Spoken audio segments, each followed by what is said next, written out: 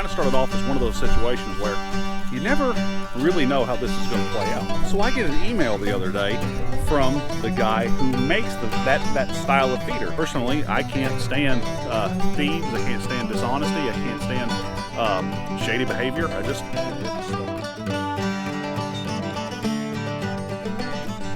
Howdy folks, my name's Reagan and I hope you are having an absolutely wonderful day today.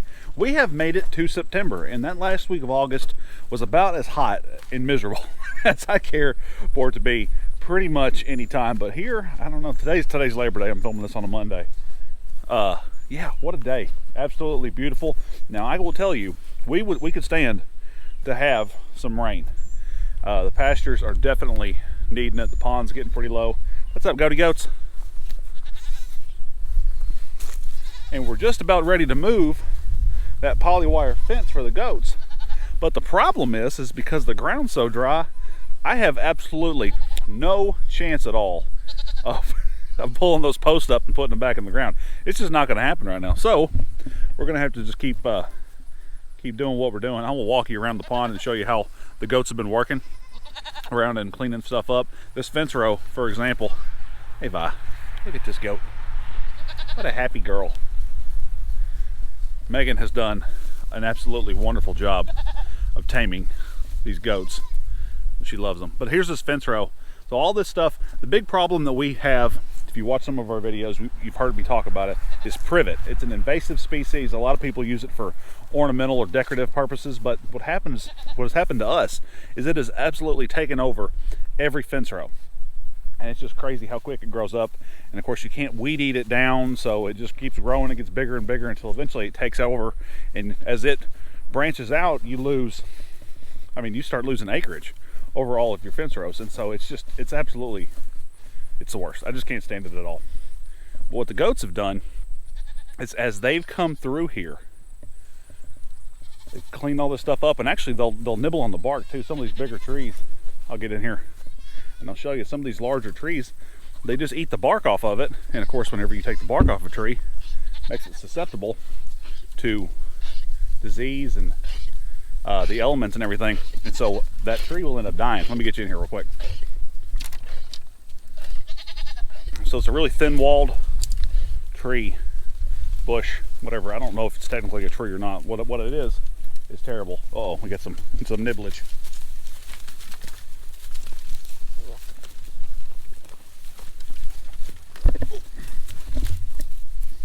Kicked me. I can't stand the tree, but the goats absolutely love it. They love it. Oh, watch this. Let me see if I get this down here. Watch out, Mini Pearl. Oh.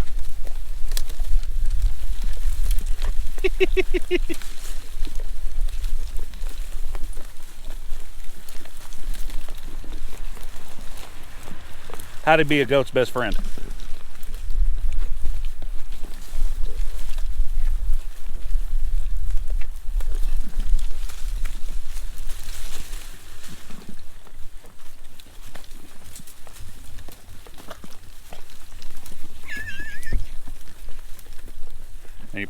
Mini Pearl's kicking me. Oh goodness, Laramie, what are we doing? What are we doing, goats?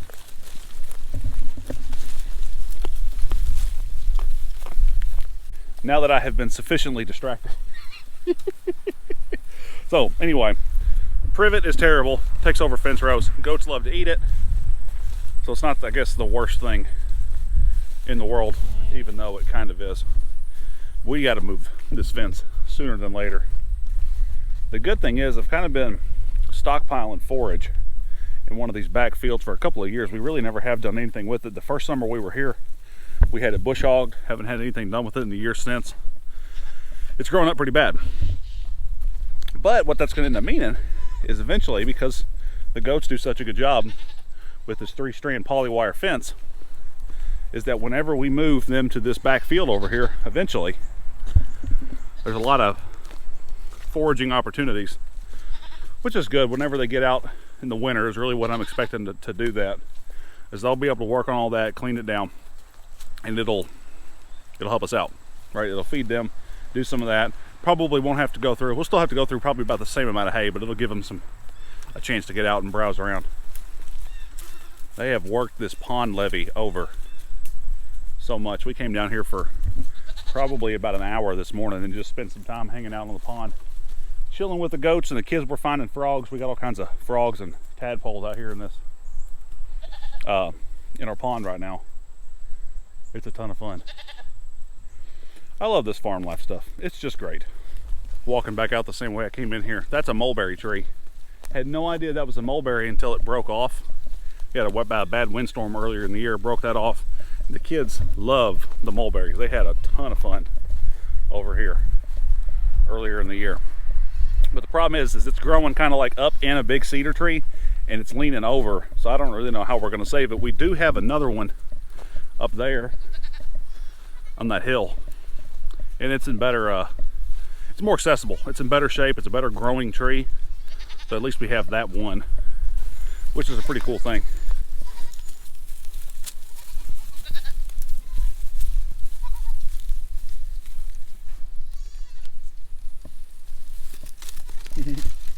Laramie is that little brown goat, reddish brown goat. She is skittish.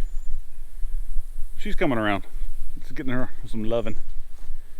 Good stuff. Oh, she went under the fence.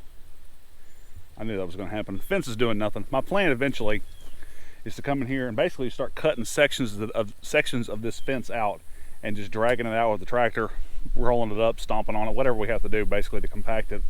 And then we'll come in here once the fence is gone and clean it up with a chainsaw or that spinny weed eater attachment of death that I love. I love that thing so much.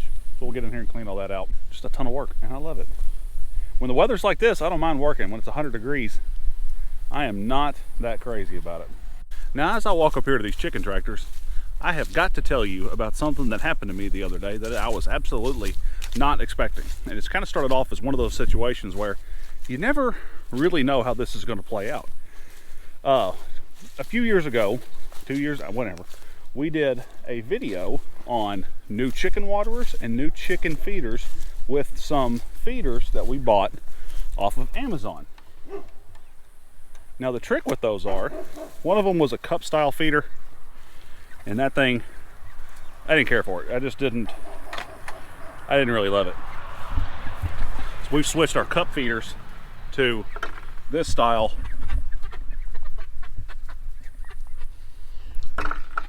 Kind of has that nipple shape on it, and it's better. I like it a lot more. We did have an issue with that style of waterer. I can't think I was saying feeder. With that style of waterer earlier in the year with our meat chickens, with this style here, may have been this bucket or the other bucket, where for some reason the dripper got clogged up on the bottom and it didn't dispense water on a hot day to about 15 or so meat chickens. It was catastrophic. It was not good at all, and we lost a whole bunch of birds that day. And it's crazy because I checked them that morning, and then you come back out in the afternoon, they were gone. So anyway, we switched to this style. I still like this style better. You get to hold the water up a little more. But along with that, we bought this feeder style, and of course, I just filled this bucket up this morning. So the idea behind that style of feeder, or at least how it works, is you take a 5-gallon bucket, you drill some holes in the side of the bucket with a hole saw, and then you can attach one side of the opening to the outside, screw on the other side, and you just have an accessible thing, basically a covered feed trough where birds can get in and out. The feed's covered for the most part if you can't leave it like out in the elements, but it does pretty good in a situation like a chicken tractor where you don't have to worry extremely about food getting wet, food getting ruined. The birds do a pretty good job keeping most of the pests away. Every now and then you might have a mouse problem, but it does pretty good. So I get an email the other day from the guy who makes that style of feeder, and come to find out that the product that Megan and I had purchased on Amazon was a counterfeit of that product. It was a Chinese knockoff. And you know, the internet, you can find that stuff on Amazon and on all those places. They're notorious for having knockoff counterfeit type items like that. And it's one of those situations that we deal with in today's economy.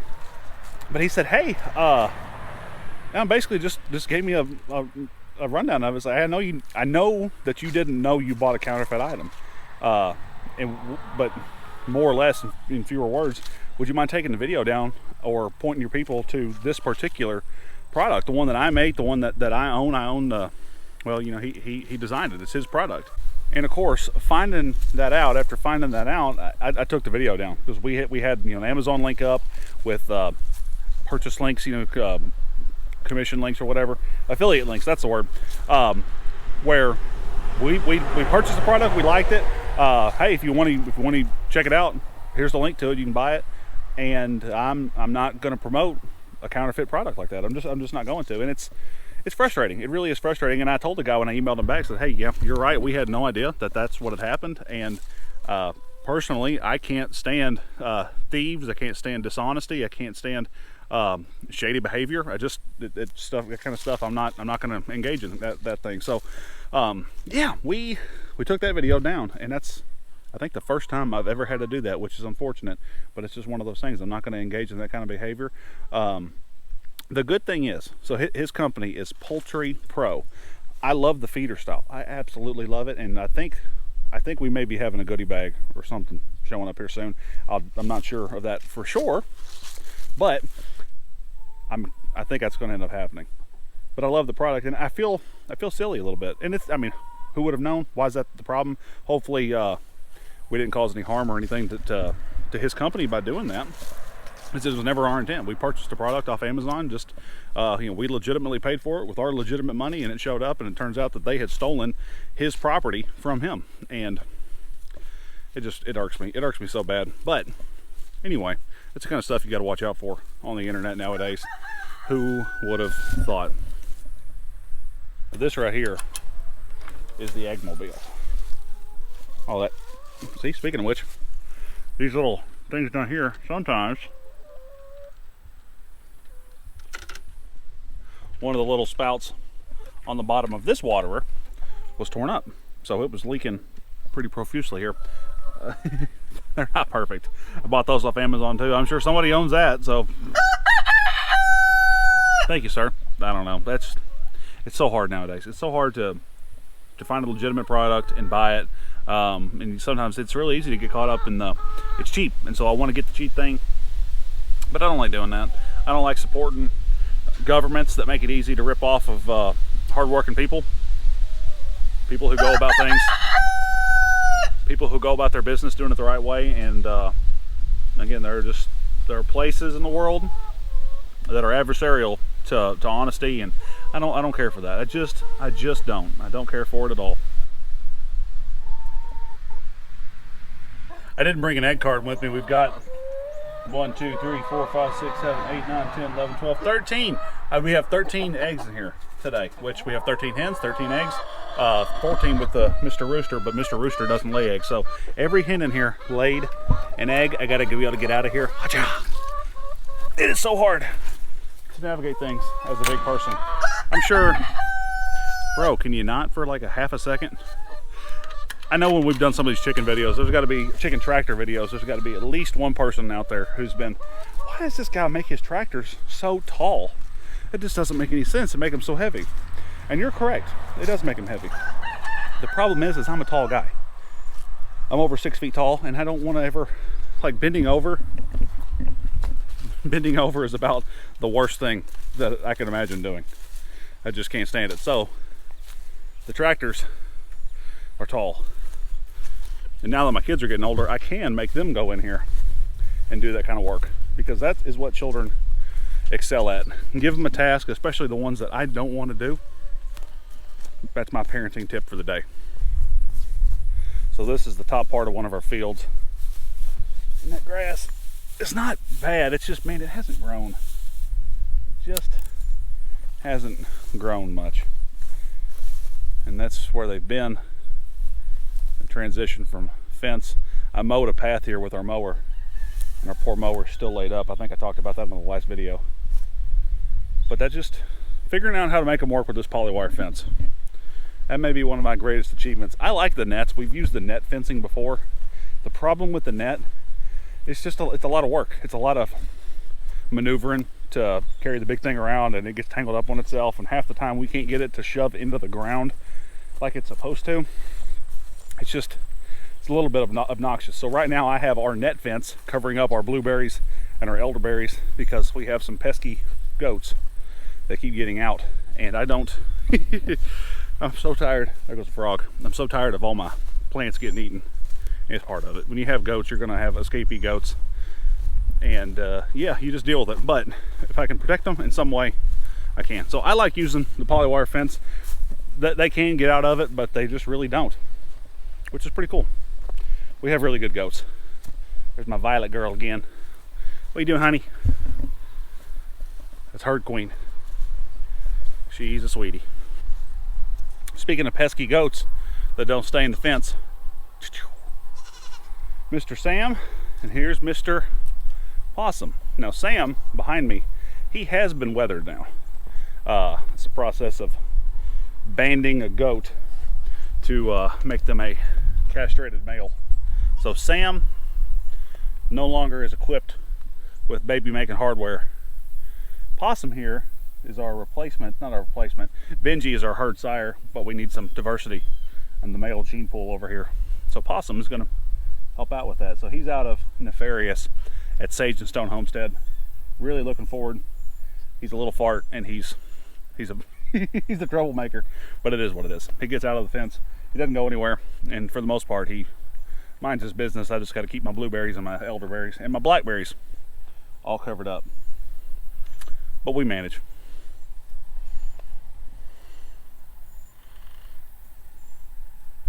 Can you believe there are people on Earth that don't have or don't want goats? It just blows my mind. They're very much Megan's goats. I got to use them in a sermon illustration the other day, and that was pretty cool. Actually it was Megan's idea to use them like that. We talked about Jesus being the good shepherd, and a shepherd knows his sheep, the sheep know him, the shepherd knows his sheep. I know these goats, but I don't know them. Megan's their shepherd. She knows them, they know her. And this is the boy pen. The boys are doing pretty good on all their grazing. I would love to be able to eventually divide this off, like, you know, halfway or so with some more polywire. They're a little bit more stubborn and tricky with their fence preferences. I just want to be able to force them on one side or the other whenever we want to move them, but that's not the point right now. We're not doing that. Maybe eventually. It's not going to happen today, though. I appreciate you guys hanging out, taking a quick walk around the farm with me today. They have a goat on a trailer. He's always on a trailer. That's just the way things go. My name's Reagan. Thank you so much for spending some time with me here on the farm. Watch out on the internet. Support real businesses, real American businesses when possible. If you're an American, buy local. Support your local economy. That's just the most important thing.